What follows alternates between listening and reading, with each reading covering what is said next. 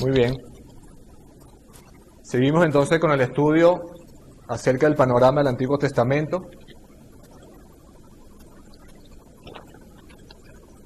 Y hemos venido analizando cada libro desde Génesis.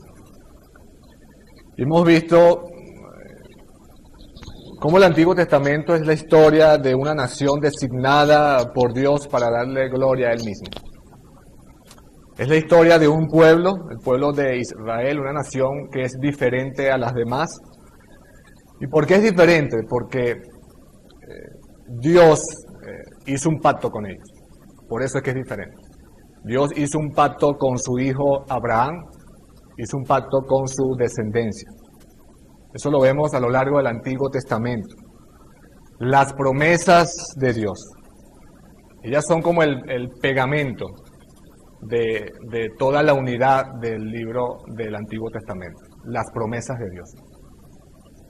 Pero también es una historia que nos hace ver o nos hace mirar siempre hacia el Nuevo Testamento.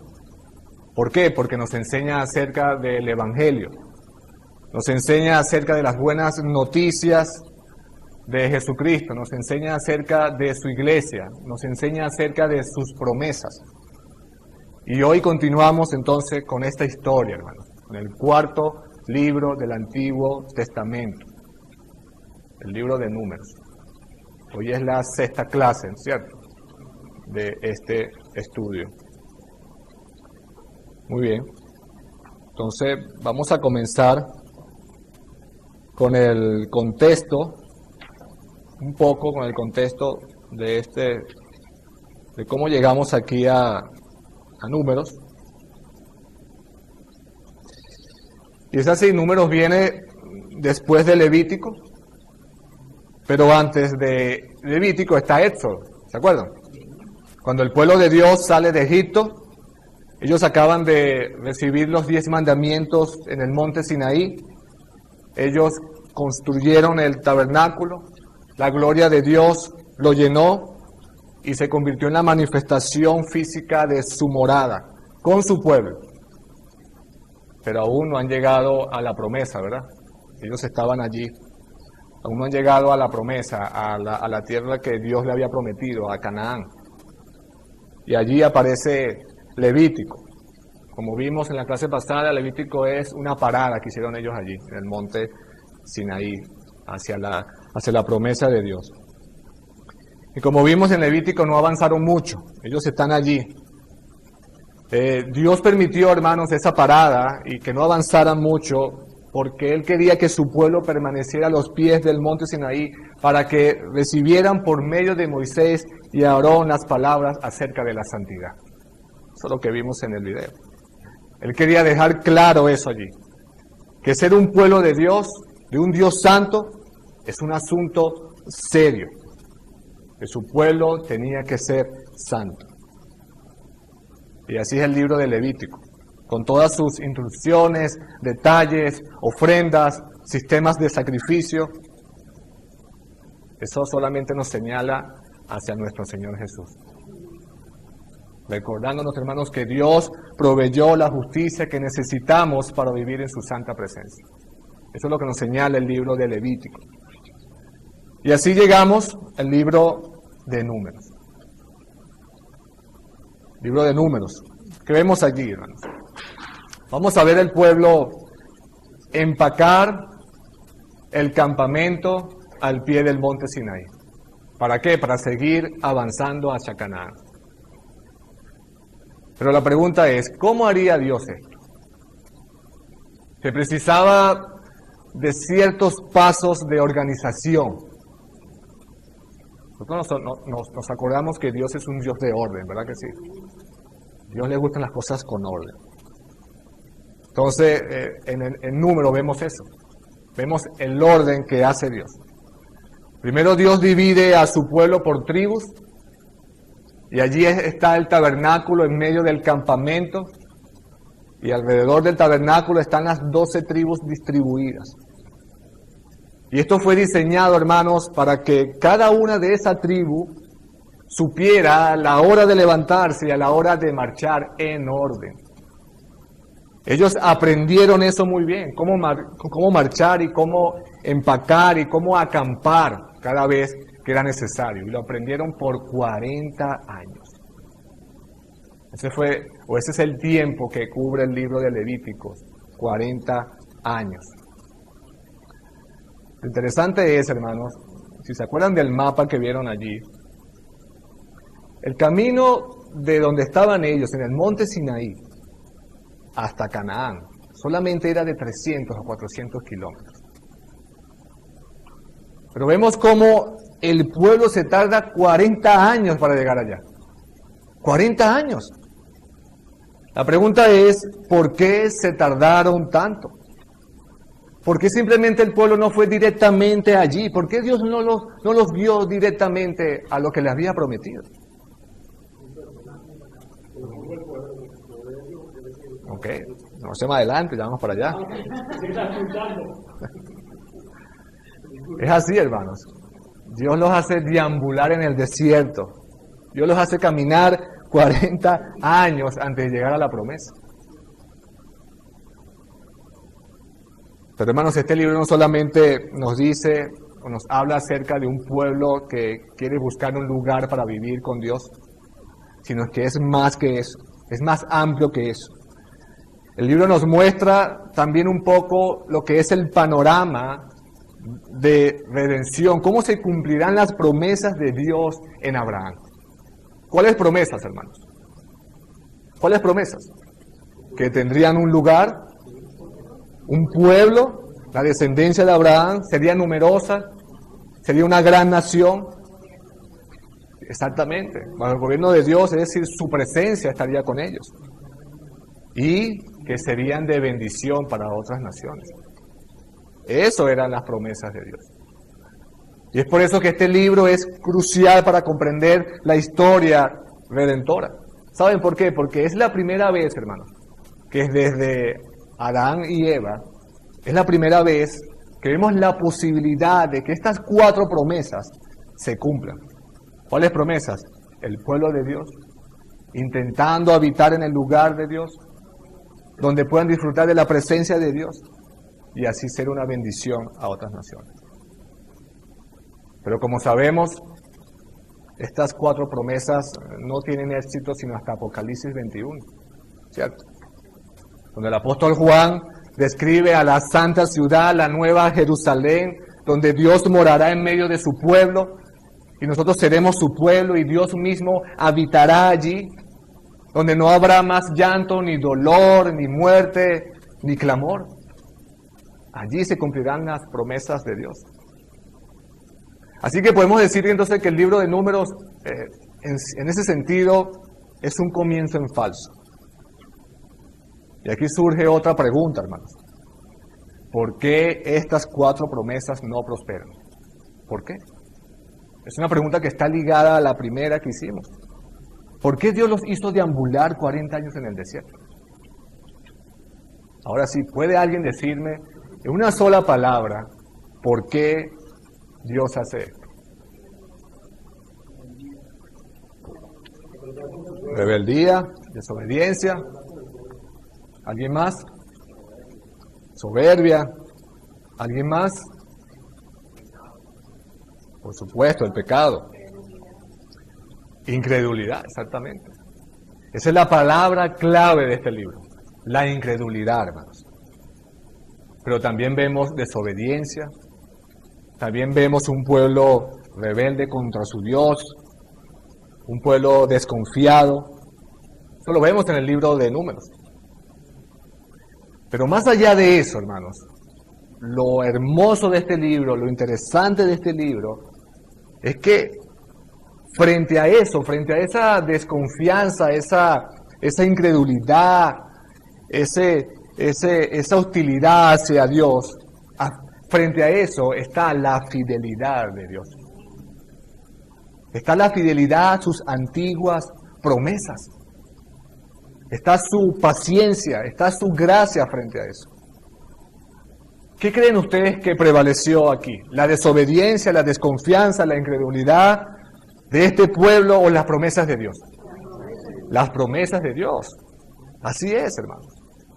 El libro de Números prosigue describiendo la fidelidad de Dios en hacer de Abraham una gran nación, en darle lo que le había prometido, el lugar de que Dios le había prometido a ellos. A pesar de su incredulidad y de su infidelidad, así sería porque Dios es fiel a lo que Él dice, a lo que Él promete.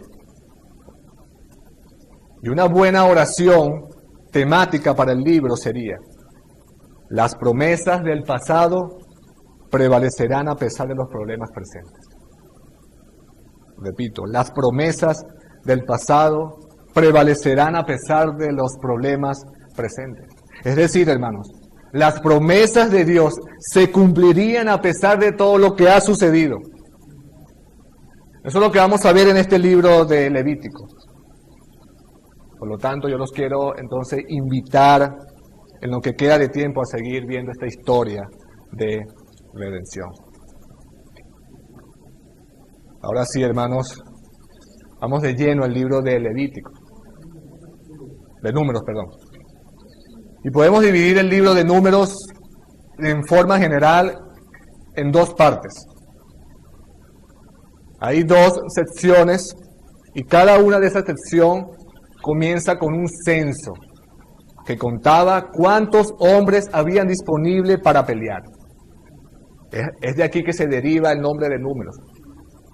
Así es por eso que se le da el nombre de Números. Y el primer segmento es del capítulo 1 al capítulo 25, la generación que salió de Egipto y que no entró a Canaán. Y la segunda sección es la generación que surgió en el desierto y que sí entró a Canaán.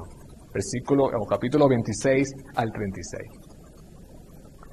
Pero debido a que hemos venido hablando de cómo se cumplirán las promesas de Dios a Abraham, vamos a dividir el libro en tres partes en función de tres temas principales. Vamos a dividir el libro desde el capítulo 1 al capítulo 10 y vamos a ver cómo Dios prepara a su pueblo para el cumplimiento de sus promesas. Desde el capítulo 11 al capítulo 16 vamos a ver que Dios castiga a su pueblo por su gran incredulidad y falta de fe. ¿Para qué, hermanos? Para que sus promesas se cumplan. Y del capítulo 17 al 36 vamos a ver la paciencia de Dios para con su pueblo. Allí está dividido la clase de hoy, en esos tres puntos. Entonces primero vamos a ver, miremos estos capítulos iniciales, y vamos a ver cómo la preparación de Dios preserva sus promesas. Capítulo 1 al capítulo 10. Al comienzo de estos 10 primeros capítulos, el pueblo todavía está en el monte Sinaí, se encuentra a los pies del monte Sinaí, listo para levantar el campamento.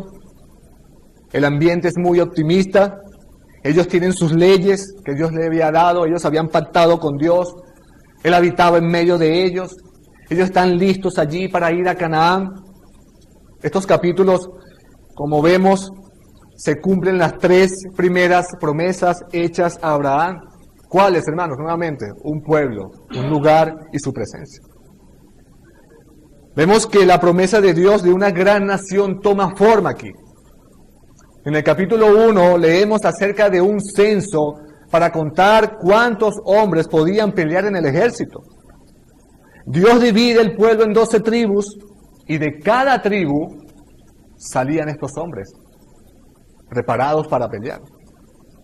Leamos capítulo 1, versículos 46. Por favor, hermano Héctor, lee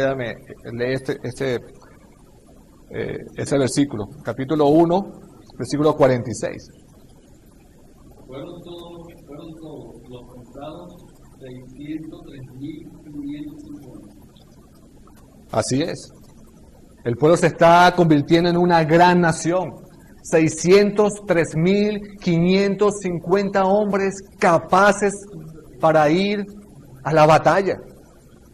Solamente hombres, hermanos, de 20 años hacia adelante, sin contar los levitas y sin contar el pueblo en general. Es decir, aproximadamente allí se estiman que habían 2 millones de personas. 2 millones de personas. Una gran nación estaban haciendo. Y les digo esto, si a nosotros nos cuesta manejar en nuestra iglesia 120 personas, hermanos. ¿Se imaginan manejar 2 millones de personas en el desierto? Wow, hermanos, Moisés tenía una tarea difícil por hacer. Pero como vemos, Dios hizo todo para que fuera todo en orden. Todo estaba en orden. En segundo lugar, vemos que la promesa de Dios de un lugar también cobra forma. Una vez que se han hecho los preparativos, vemos al pueblo de Dios en marcha. Vemos en el capítulo 1, capítulo 4, vemos que el pueblo de Dios se prepara para la plenitud de su presencia también. Como vimos en Éxodo, el pueblo no puede acercarse a Dios a menos que esté limpio. Y aquí vemos cómo Dios prepara eso también. En el capítulo 5, versículo 1, leemos allí, hermanos. Por favor, hermano Ender, lee el capítulo 5, versículo 1 de Números. Jehová habló a Moisés diciendo. Ajá, y el 2 también.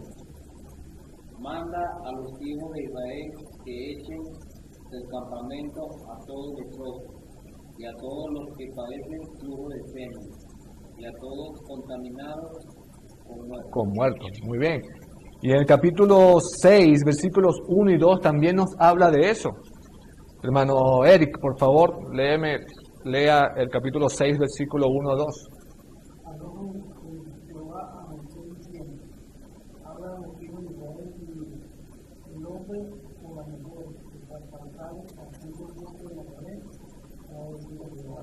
Para dedicarse a Jehová. Y allí está, hermanos. Vemos el campamento siendo purificado. En el capítulo 7, versículo 1, el tabernáculo es consagrado.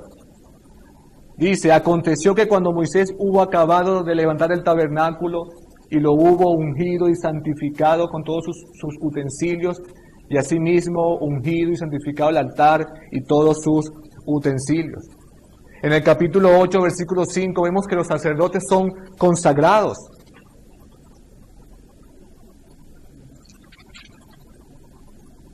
Hermano Rubén, por favor, lee el capítulo 8, versículo 5. 5 y 6.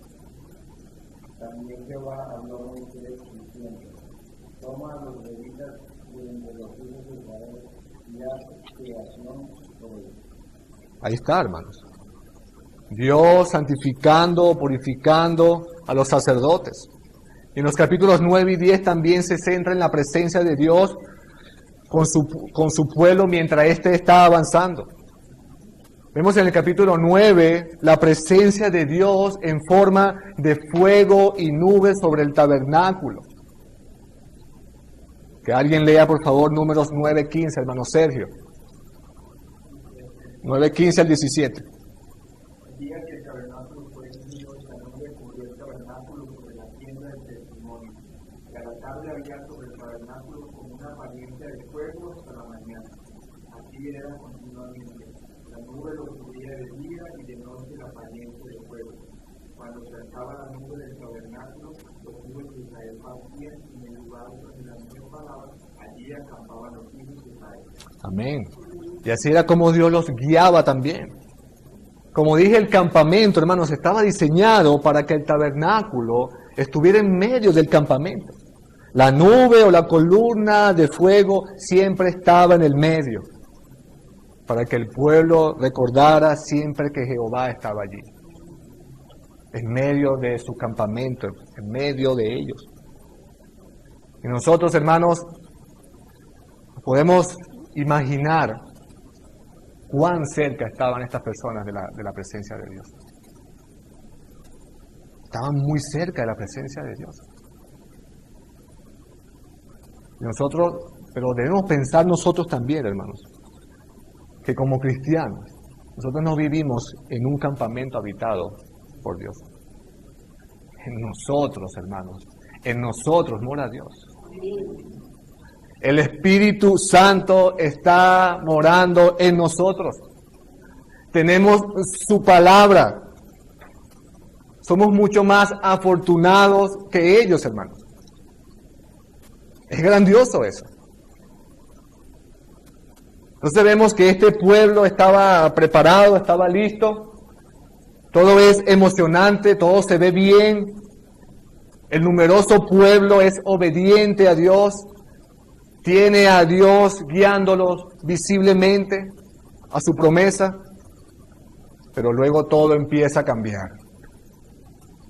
Comenzando el capítulo 11 al capítulo 16, vemos que todo cambia. Aquí nos vamos a detener un tiempo. Vemos el castigo de Dios. Pero ese castigo, hermanos, tenía un propósito. ¿Saben cuál es el propósito? Preservar sus promesas. Dios castigó a su pueblo para preservar sus promesas. Y aquí hay una palabra también que describe todos estos 6 capítulos. ¿Saben cuál es, hermanos? La palabra queja. Muy bien. Es la palabra que aparece en casi todos los 6 capítulos. A pesar del optimismo, vemos que el pueblo de Dios se queja una y otra vez. En el capítulo 11, versículo 1, se quejan de sus dificultades. Y aconteció que el pueblo se quejó a oídos de Jehová, y lo oyó Jehová, y ardió su ira, y se encendió en ellos fuego de Jehová, y consumió uno de los extremos del campamento. En Números 11:13 se quejan de la comida. ¿De dónde conseguiré yo carne para dar a todo este pueblo? Porque lloran a mí diciendo, danos carne que comamos. En el capítulo 2, hermanos, vemos a María y a Aarón, hermanos de Moisés, hablando contra él. María y Aarón hablaron contra Moisés y a causa de la mujer cusita que había tomado, porque él había tomado mujer cusita. Y en el capítulo 13 llegamos a la peor transgresión, hermanos. Porque es aquí donde el pueblo demuestra que no confía que Dios les dará lo que le había prometido. En este famoso capítulo es cuando Dios instruye a Moisés para enviar a los 2 espías. Y ellos van, los 2 espías, y cuando vuelven no traen buenas noticias. Versículos 27 y 28 del capítulo 3, hermano Antonio, por favor. Del 27 al 28 del capítulo 13. Y le contaron diciendo, nosotros llegamos a la tierra a la cual nos enviaste, la que ciertamente fluye de tu Dios, y este es el fruto de ella. Mas el pueblo que habita aquella tierra es fuerte, y las ciudades muy grandes y fortificadas. Y también vino allí a los hijos de Canaán. Así es. Esa no era la noticia que Moisés esperaba. Esa no era la noticia que Moisés estaba esperando. Pero vean el versículo 30, hermanos. Vean lo que dice Caleb. Él dice en el 30. Entonces Caleb hizo callar al pueblo delante de Moisés y dijo, subamos luego y tomemos posesión de ella, porque más podremos nosotros que ellos. Eso es lo que quería escuchar Moisés. Esas son palabras de uno que tenía fe, de uno que confiaba en Dios, en las promesas que Dios le había hecho. De los 2 espías, dice la palabra que solamente Caleb y Josué respondieron con fe. Los otros 10 espías se quejaron de que la victoria era imposible. Y lamentablemente, hermanos, los espías no eran los únicos que no tenían fe. Escucha la respuesta del pueblo en el capítulo 14, versículos 1 al 4. Por favor, mi hermano Nicolás. Capítulo 14, versículos 1 al 4. Entonces toda la congregación gritó y dio voces, y el pueblo lloró aquella noche. Y se quejaron contra Moisés y contra Aarón todos los hijos de Israel, y decimos toda multitud: ojalá muriéramos en la tierra de Egipto o en este desierto, ojalá muriéramos. ¿Y por qué nos trae Jehová a esta tierra para caer a espada y que nuestras mujeres y nuestros niños sean por presa? ¿No nos sería mejor volvernos a Egipto? Y decían el uno al otro: designemos un capitán y volvamos a Egipto. Ahí está, hermanos. Ojalá muriéramos, decían. Ojalá volviéramos a Egipto. Designemos un capitán y volvamos a Egipto. Un motín estaba pasando aquí. Hermanos, ellos querían volver a la esclavitud. Y Moisés y Aarón no entendían lo que estaba pasando. Vean eso allí, hermanos. No querían ser el pueblo separado para Dios. No querían tener un lugar separado para Dios. No quieren bendecir a las naciones. No quieren la presencia de Dios. Querían volver a la esclavitud, hermanos. No querían ser el pueblo de Dios, en el lugar de Dios, en la presencia de Dios. Hermanos, nosotros vemos esto y notamos de dónde proviene su pecado. De dónde proviene su incredulidad, su desconfianza. Vemos también eso en nosotros, de dónde proviene nuestro propio pecado. Observa, hermanos, la conexión entre su insatisfacción y su pecado. Eso era allí. Eso es lo que es la queja, hermanos. La insatisfacción. La queja, hermanos, revela el estado espiritual de las personas. Al pensar que Dios no puede cumplir lo que promete. Al pensar que te hace falta algo más para estar satisfecho. Allí comienza la queja. Allí comenzó la queja de ellos. No confiaron en Dios. Su incredulidad. Pero una cosa es evidente en este libro, hermanos. Para que tantas personas sobrevivieran por tanto tiempo en un ambiente tan duro como el desierto, solamente era posible por la mano misericordiosa y bondadosa de Dios. Y vemos, hermanos, cómo allí Dios les provee de todo. Ellos reciben comida sobrenaturalmente. No tienen que trabajar para obtenerla. Ellos han sido liberados. Ellos han sido rescatados milagrosamente de Egipto, sin tener que pelear ni una sola batalla. Tienen un líder fiel, tienen la ley de Dios. Dios está en medio de ellos en el campamento. Ellos fueron bendecidos una y otra vez y se quejaban. Y nos preguntamos, hermanos, ¿con qué frecuencia nosotros hacemos lo mismo? Tenemos la misma actitud, hermanos, la insatisfacción pecaminosa en nuestras vidas. Eso nos dice más acerca de nuestras almas que nuestras circunstancias, hermanos. Ellos estaban descontentos. Ellos estaban descontentos, hermanos. Y déjame decirles, debemos tener cuidado con el descontento, hermanos. Tengamos cuidado con el descontento en nuestras vidas.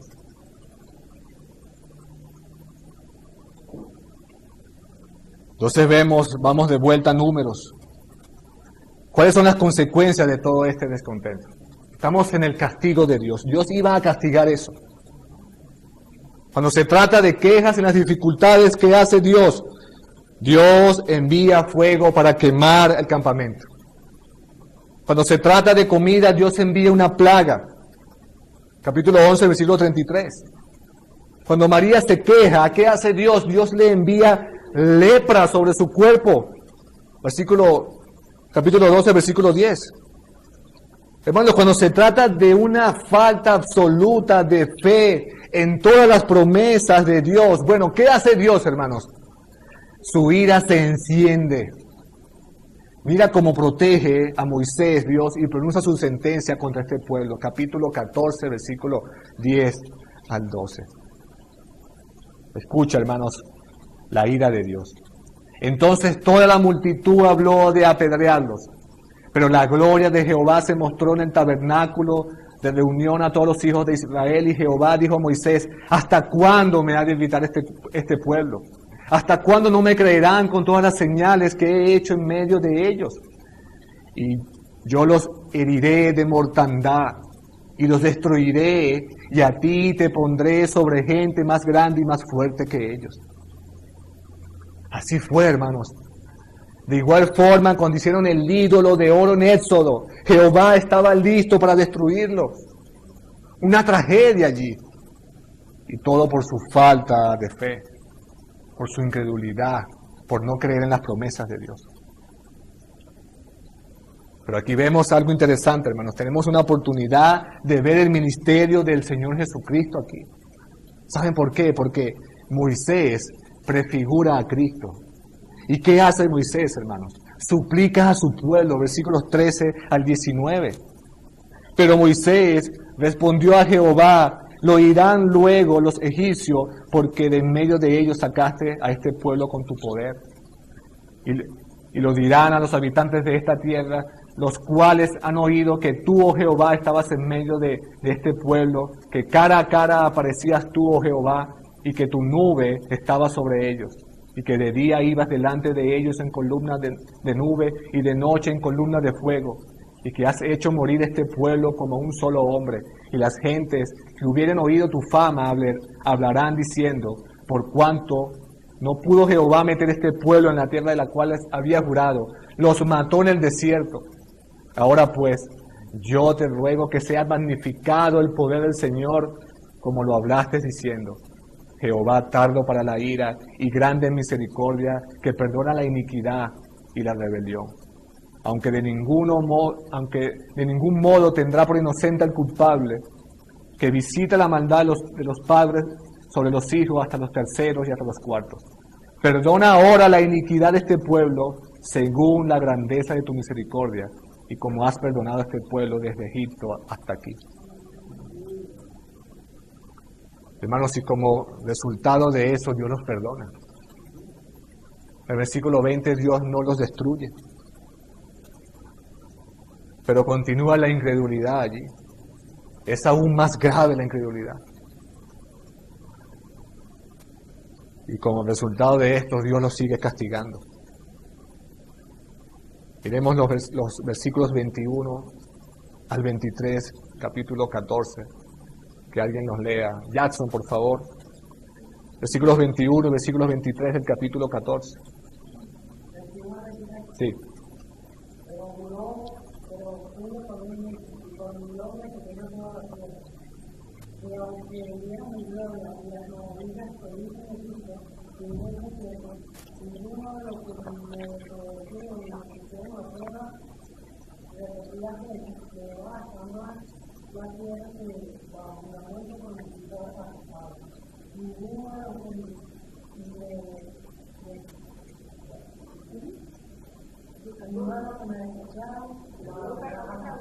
¿21 al 23? Exactamente. Ninguno de los que me han invitado la verá. Así es, hermanos, la tierra no sería heredada por los incrédulos. De hecho, en el versículo 25 del capítulo 14, quizá vemos el versículo más deprimente en todo Números. Por favor, Héctor. Capítulo 14, versículo 25. Ahora bien, el amalekita y el cananeo habitan en el valle. Volvamos mañana y salir al desierto. Volvemos mañana y salir al desierto, camino del Mar Rojo. Así es. En otras palabras, Dios está diciendo: vuelvan al lugar de donde vinieron. La promesa de un lugar esperaría, hermanos, a otra generación por su falta de fe. Vean lo que dice el versículo 35 del capítulo 14. Y dice: yo, Jehová, he hablado. Así haré a toda esta multitud perversa que se ha juntado contra mí en este desierto. Serán consumidos y allí morirán. Allí está, hermanos, toda una generación no entraría a la promesa, a la tierra prometida. Pero te preguntarás, ¿y las promesas de Abraham entonces dónde están? ¿Dónde están?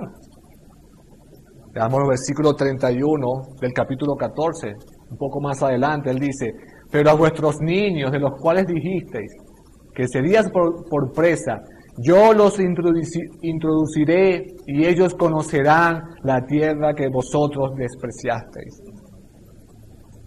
Allí está, hermanos, aún hay esperanza para este pueblo. Y Hebreos 3 aplica esta tragedia directamente a nosotros. Hebreos 3:16 dice, ¿quiénes fueron los que habiendo oído le provocaron?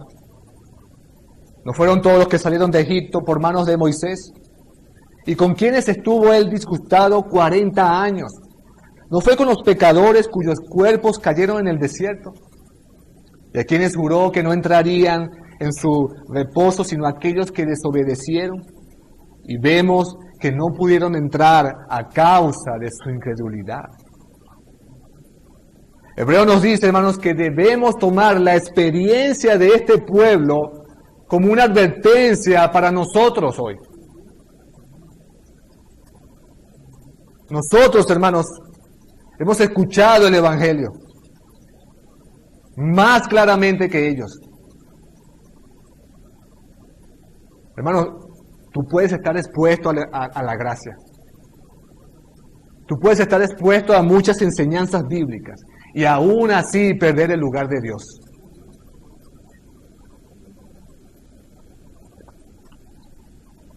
Eso significa, hermanos, que así como ellos perdieron el lugar de Dios, ¿sabe qué nos puede costar nosotros eso? Esa incredulidad. Nos puede costar el cielo, hermano. Nos va a costar el cielo.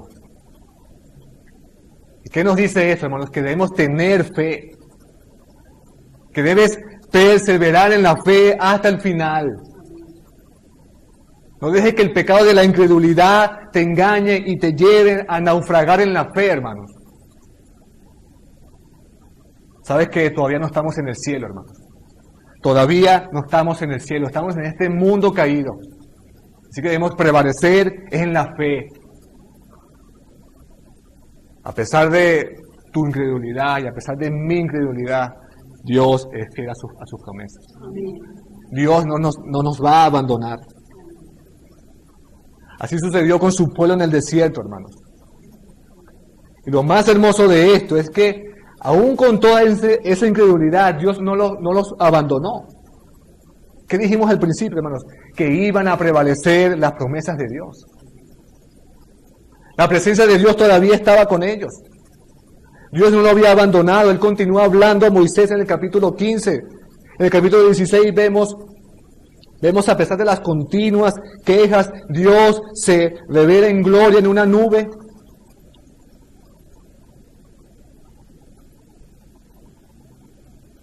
Así es nuestro Dios, hermano.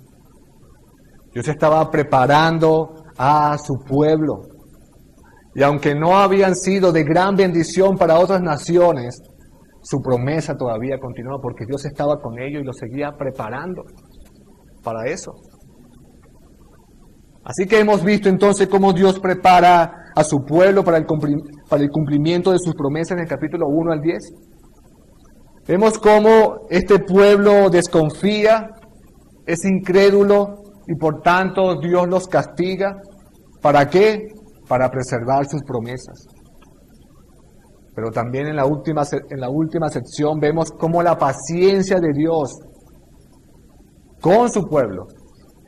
¿Para qué, hermanos? Igualmente, para seguir perseverando y prevaleciendo en sus promesas.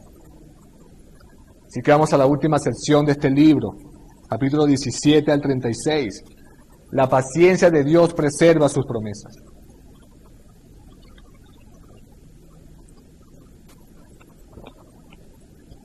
Puede que hayas pensado que el castigo y la justicia de Dios habrían sido suficientes para dominar la insatisfacción de este pueblo.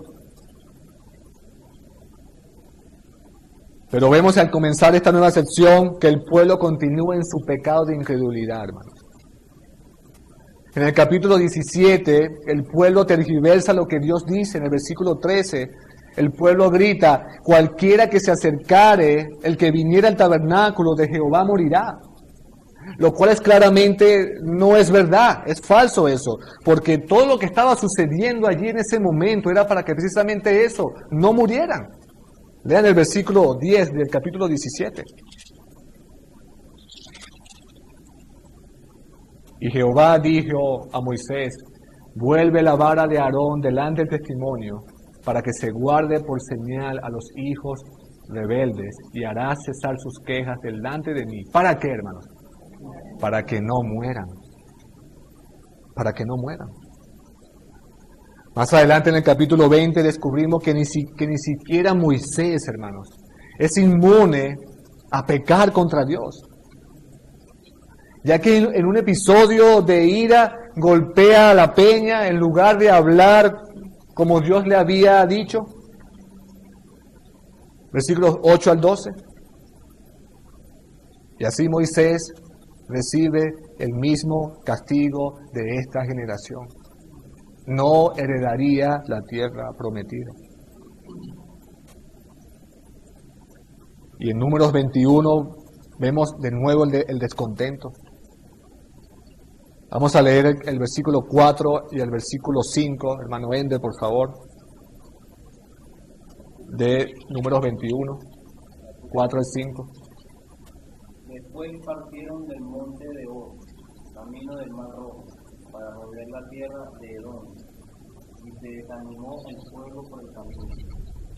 Y habló el pueblo contra Dios y contra Moisés. ¿Por qué no hiciste subir de Egipto para que muramos en este desierto? Pues no hay pan ni agua, y nuestra alma tiene fastidio de este pan anciano. Allí está, hermanos, otra vez quejándose otra vez. Contra Dios, contra su líder asignado. Este pecado, hermanos, era continuo en ellos. Pero una vez más vemos a Dios castigando este pecado. Versículo 6 que dice, hermano Ender. Y Jehová envió entre el pueblo serpientes ardientes que mordían al pueblo, y murió mucho pueblo de Israel. Así es. Dios envía serpientes venenosas al campamento. Ahora, ¿se acuerdan que los castigos de Dios era para prevalecer sus promesas? Eso es lo que estaba haciendo Dios aquí.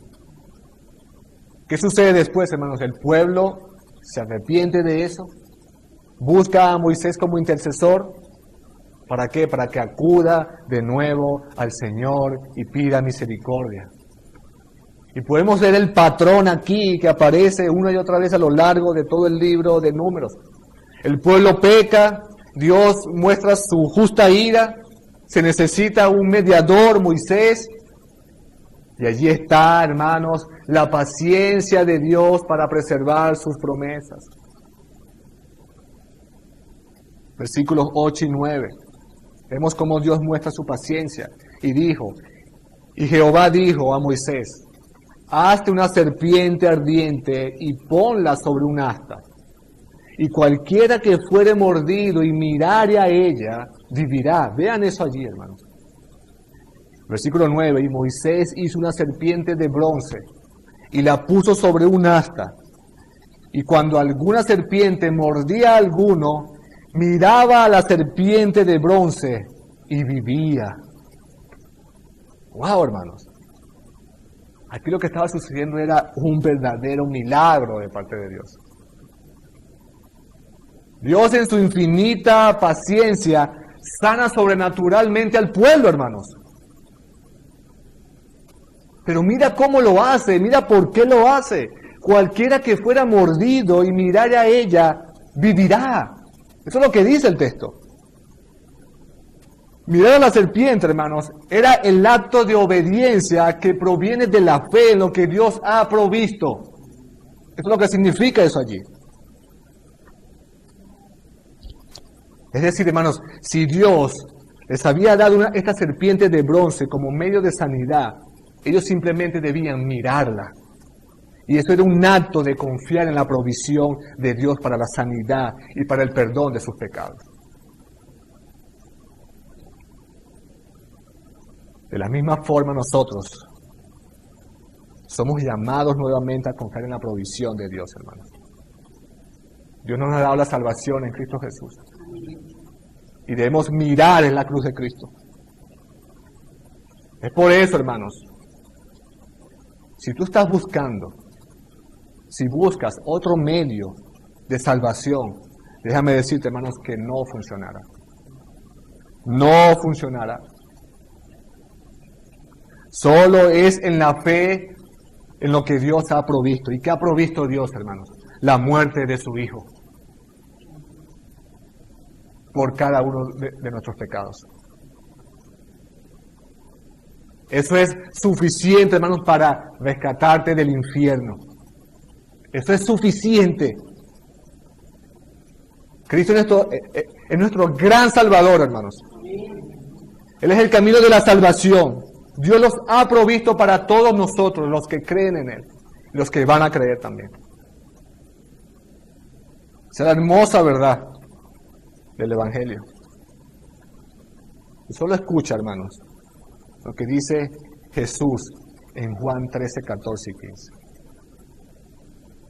Unos versículos antes de uno de los versículos más famosos de toda la Biblia. Él dice, Jesús en el 14 dice, y como Moisés levantó la serpiente en el desierto, así es necesario que el Hijo del Hombre sea levantado para que todo aquel que en Él crea no se pierda, mas tenga vida eterna.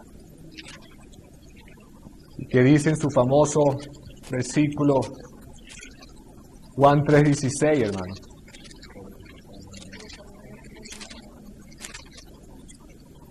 Porque de tal manera amó Dios al mundo que ha dado a su Hijo unigénito para que todo aquel que en Él crea no se pierda, mas tenga vida eterna.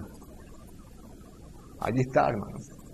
Una sombra de lo que hizo Cristo en la cruz por nosotros. Las promesas del Señor continúan prevaleciendo en medio de los problemas de este pueblo. De hecho, a partir de este momento en adelante vemos la increíble paciencia de Dios con su pueblo para cumplir las antiguas promesas de Abraham. En los capítulos 15, esas promesas las vamos a ver en los 15 capítulos que quedan. Vemos cómo la paciencia de Dios permite que el pueblo de Dios prospere y crezca en tamaño, en los capítulos 22 al 25. Al pueblo de Dios se le promete bendiciones futuras. Incluso en un contexto de dolorosa idolatría e inmoralidad en Moab, allí está Dios cumpliendo, bendiciendo a su pueblo. Cuando llegamos al capítulo 26 vemos que el pueblo de Dios, a pesar de las plagas, los incendios, las batallas, todavía es considerado una nación. Aquí está el segundo censo. Leamos el capítulo 26, versículo 51. Hermano Nicolás, por favor. Estos son los contados de los hijos de Israel, 601,730. Así es. Exactamente casi el mismo número de personas que teníamos en el capítulo 1. Y eso solamente, hermanos, pudo haber sido logrado por la paciencia de Dios. Aquí ya está la segunda generación. Con la excepción de Josué y Caleb, ninguno de los contados en el primer capítulo, ninguno de ellos aparece en este censo, hermanos. Todos fueron destruidos en el desierto. Vemos cómo la paciencia de Dios entonces con su pueblo hace que alcance el lugar de Dios. En el capítulo 27 descubrimos cómo Dios prepara a Josué como sucesor de Moisés para conducir al pueblo de Dios a Canaán. Versículo 15 al 18, hermano Héctor, por favor. 15 y 18 al 18 del capítulo 27. Sí. Entonces respondió Moisés a Jehová diciendo: ponga Jehová Dios por el espíritu de toda carne un varón sobre la congregación, que salga delante de ellos y que entre delante de ellos, que lo saque y lo introduzca, para que la congregación de Jehová no sea como ovejas sin pastor. Y Jehová dijo a Moisés: toma Josué, hijo de Nun, varón en el cual hay espíritu, y pondrás tu mano sobre él. Así es, hermano. En el capítulo 32 vemos que las primeras tribus se establecen justo al este de esa tierra prometida, versículos 16 al 19 del capítulo 32. Hermano Jackson, por favor, si lo puedes leer. Capítulo 32, versículos 16 al 19.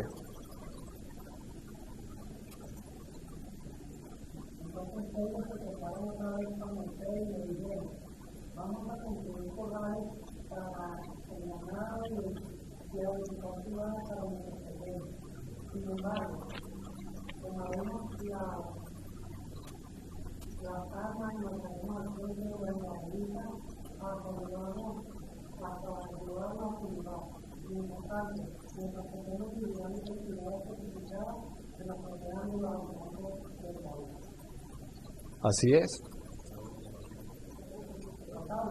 Hasta el 19.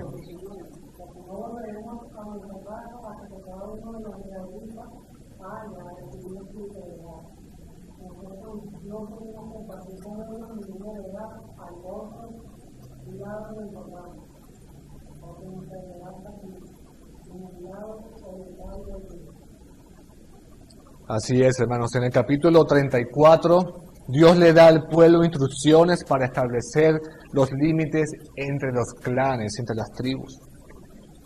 Y en el capítulo final, capítulo 36, vemos cómo se hacen provisiones especiales acerca de cómo la tierra prometida permanecería en cada tribu. Y allí vemos las promesas de Dios, hermanos, siendo cumplidas. Dios continúa con ellos. El pueblo está casi listo, preparado, dispuesto. El pueblo está llegando. El mensaje de Número es simple, hermanos, y es este. Dios prepara a su pueblo para el cumplimiento de sus promesas, pero el pueblo es castigado porque no cree en ellas. Sin embargo, la paciencia de Dios ve que sus promesas, o hace que sus promesas prevalezcan y se cumplan. Ese es el mensaje del libro de Números. Y nosotros como pueblo, hermanos de Dios, podemos enfrentar problemas similares a ellos. A veces nos sentimos tentados a cuestionar si las promesas de Dios se harán realidad en nuestras vidas, una y otra vez. Tal vez nos preguntamos si Dios nos usará en la construcción de su pueblo, de su iglesia. Continuamos cuestionando y olvidando que Dios está con nosotros.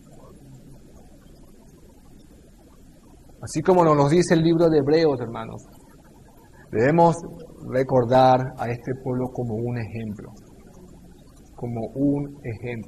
de lo que no debemos hacer nosotros. ¿Para qué, hermanos? Para que podamos confiar en nuestro Dios.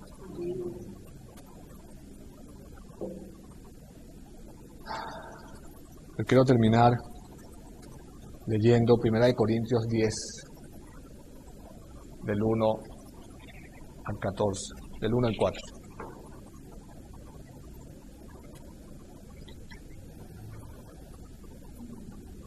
Dice el apóstol Pablo: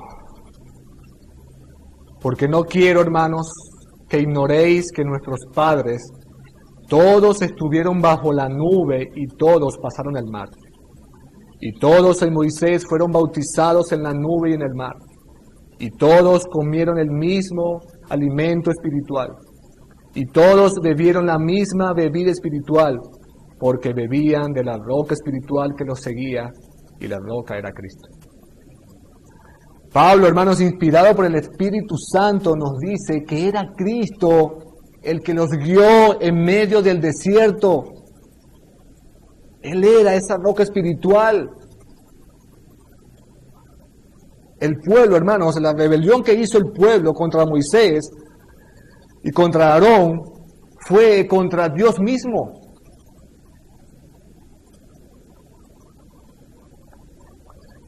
Hermanos, esto no solamente queda como una mera lección de historia.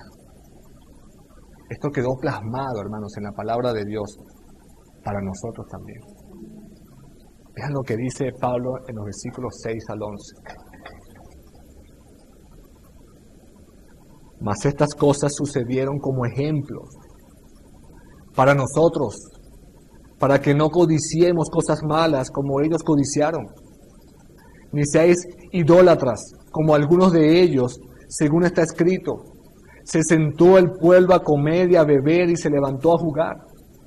Ni forniquemos como algunos de ellos fornicaron y cayeron en un día 23,000. Ni tentemos al Señor como también algunos de ellos le tentaron y perecieron por las serpientes. Ni murmuréis como algunos de ellos murmuraron y perecieron por el destructor. Y estas cosas les acontecieron como ejemplo, dice Pablo otra vez. Y están escritas para amonestarnos a nosotros, a quienes han alcanzado los fines de los siglos. Allí está el peligro, mis queridos hermanos, en que tratemos a Cristo hoy como ellos le trataron en aquel entonces. Ellos endurecieron su corazón ante la palabra de Dios. Y nosotros muy fácilmente podemos hacerlo, endurecer nuestros corazones por medio de la incredulidad. Como alguien decía, ten cuidado con la incredulidad. Ten cuidado con la incredulidad tuya y de los demás, porque es contagiosa. Es contagiosa. Pero la Biblia dice, hermanos, en Hebreos 3:15, si oyeres hoy su voz, no endurezcáis vuestros corazones. Que Dios nos ayude, mis queridos hermanos, a ver este hermoso libro como un ejemplo para nuestras vidas. Vamos a orar.